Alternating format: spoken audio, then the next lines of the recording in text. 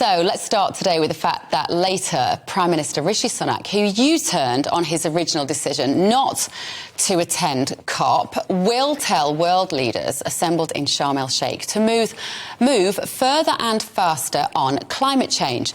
He'll also say that tackling global warming is fundamental to future prosperity and security. Sunak says the shock to the oil and gas markets caused by Russia's invasion of Ukraine shows why we need to move to cheaper, cleaner and safer sources of energy. Ed, I must come to you first as the leader of the Climate Party. Is he right? Oh, yes, he's definitely right. And we've got to move a lot quicker. I'm a bit worried about the fact of the way he's talking. It sounds a little bit like platitudes. It doesn't quite sound like he means it. We're also talking about a country which has currently a net zero 2050 target in the UK, which is clearly well off track when we're looking at the sophisticated, financially structured and strong West. We need to move a lot quicker. I mean, the most recent issues are whether or not we're going to go to 1.5 degrees. It looks like already that 1.5 degrees is seriously in doubt. I'm a very positive person, very optimistic, so we're fighting to try and keep it on the table. But to do that, we have to recognise that we have to deep dive now in terms of the climate, get a 2030 target in place, and that's for the West, certainly for the UK, but also then go ahead, as you mentioned, looking for prosperity. Because what we've got to do is take the action and go forward towards it. Business wants to get going on it. In COP26, when the King, then the Prince, was talking, he mentioned that 300 CEOs had said that what they wanted is to have the right focus and target so they could get to work on this. And that's what we need to do. We need to give business a 2030 target and move forward. So business are going to make a lot of money out of this.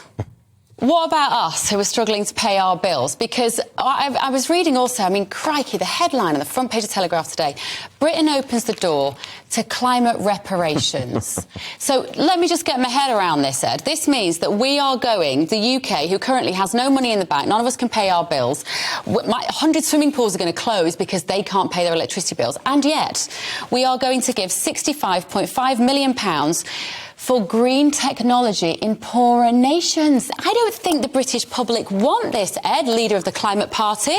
Well, this is clearly one of the topics that's going to be talked about at COP27, so what they're calling the compensation for climate damage, and that's a big topic for COP27.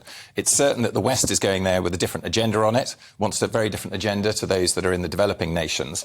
But I think we have to look at it as this isn't actually an opportunity. I mean, the longer we drag our feet on it, the worse it's going to be. Not only that, we have the opportunity to lead this. And as Britain, Rishi Sunak should be there. He should be putting it down that Britain's going to lead this, be actually at the front, so we can make money out of it. Now, in terms of people at the moment worrying about their bills, the next thing is we're not insulating all the homes. So what we need to do is to get with it. And just taking a particular figure, we can talk about the money that's being spent on the price cap guarantee, 60 billion said to be in the first 6 months. Several of the media have suggested that could go up to 200 billion.